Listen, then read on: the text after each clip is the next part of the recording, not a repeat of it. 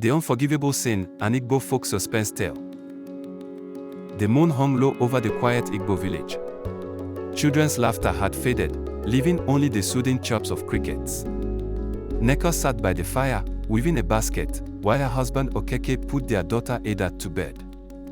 It was an ordinary evening until an eerie wail pierced the night. Nneka hurried to the front of the house and froze. There was Okeke, crumpled on the doorstep, clutching his head and sobbing. Through the sobs, a chilling phrase escaped his trembling lips: "My sin is unforgivable." Her breath hitched. What sin could make a man unravel like this?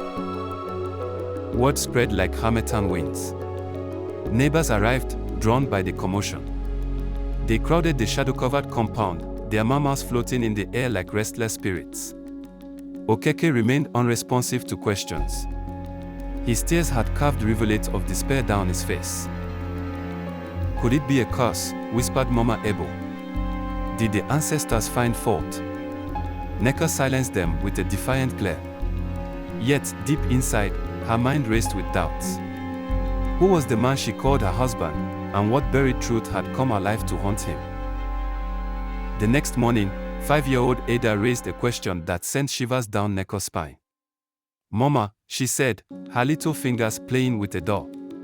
"Why was Papa saying sorry to the air last night?" He said, "I didn't mean for it to happen." Nneka felt the floor sway beneath her.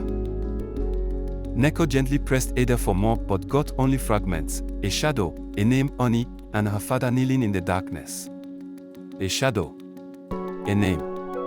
Nneka's pulse quickened. Could Ada have witnessed something no one else had? Or was her childlike imagination piecing together its own tale? By midday, Okeke's breakdown had become the talk of the village. Unable to bear the rumors, Nneka sought guidance from the Council of Elders. At the village square, their stern faces stared back at her as she recounted the incident, omitting Ada's words to protect the child. "You must tread carefully," Elder Chokuma warned, his voice deep and measured. "Confession is sacred, but silence holds secrets. If there is an act unforgiven, it will unravel in its own time, whether you want it to or not." The elders dismissed her, leaving Nneka more uneasy. That evening, the air was heavy with foreboding. Okeke's silence unnerved Nneka, who lay awake beside her daughter. Suddenly, Ada spoke in her sleep, mumbling, "The shadow is back. It is watching Papa." Nneka bolted upright, her heart hammering. Was this a dream, or was there something truly beyond the veil? A low creak outside drew her attention. She peered out the window to see Okeke standing by the family shrine, speaking in hushed tones to the darkness. Her breath caught as a strange gust swept through the compound. The shadow Ada had mentioned, it seemed real now. The next day, Nneka began searching for answers. She combed through family relics, letters, and trinkets. Nothing seemed out of place until she found a weathered diary hidden beneath Okeke's bed.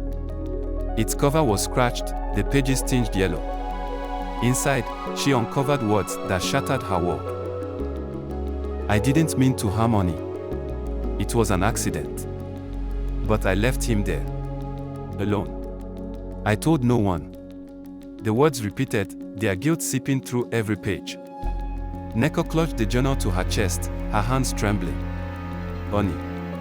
Was it the name Ada had spoken? Nneka confronted Okeke in the safety of their home. His face crumpled when she mentioned the name Oni. Tears flowed as he finally confessed a secret buried for years. Okeke miscalculated a playful push near a dangerous stream. Consumed by fear, he left Oni's body, telling no one, hoping the earth would forget. But the shadow didn't forget. "It has followed me, demanding justice," Okeke sobbed. Nneka could hardly breathe. The actions of the past had seeped into the shadows of their present. The next evening, the couple sought the guidance of Dibia Is, the village seer. The Dibia listened, his expression veiled. "The spirits are restless," he said, gathering tools for a cleansing ritual. Okeke must make amends with the spirit of Oni. Leave offerings at the stream where betrayal took root. By lamplight, Nneka and Okeke ventured to the forest with Ada in tow. They carried yams, palm wine, and a carved wooden effigy. At the stream, Okeke knelt and begged forgiveness, pouring out tears and wine alike. The air seemed to soften, as if the shadow had retreated. With the ritual complete, whispers of the past began to fade. Though guilt lingered, Okeke seemed lighter, his burden shared with the ancestors. Nneka found herself trusting the journey ahead, determined to shield Ada from the impact of those fateful secrets. The family stood united before the morning sun, renewed in spirit and identity. In the village, tongues wagged less, giving way to new stories of redemption and resolve. Yet, Nneka still wondered, had the shadow truly vanished, or was it merely waiting? This tale reminds us that secrets, however buried, have a way of surfacing. As Igbo culture teaches, our actions echo beyond us, calling for connection with those we've harmed and our ancestors who guide us. Share this story, discuss its lessons with loved ones, and seek reconciliation where necessary. If this haunting story moved you, join our next storytelling circle for more unforgettable Igbo folktales. Your voice can keep these profound stories alive. What shadows might you need to confront? Gather your courage and share. The journey starts now.